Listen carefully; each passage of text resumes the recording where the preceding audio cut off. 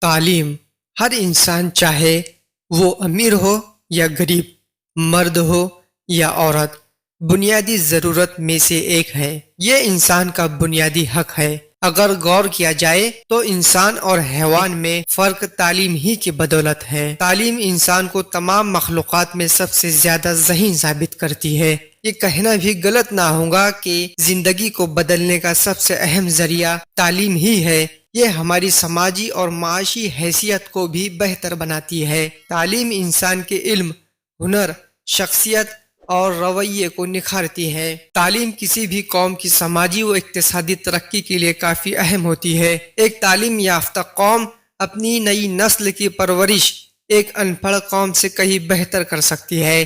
پڑھے لکھے لوگ اپنی قوم کی خوشحالی میں کافی اہم کردار ادا کرتے ہیں۔ یہی وجہ ہے کہ تعلیم ایک مضبوط اور مستحکم قوم کا ستون ہوتی ہے۔ ایک تعلیم یافتہ معاشرے میں کسی بھی انسان کو کمتر نہیں سمجھا جاتا۔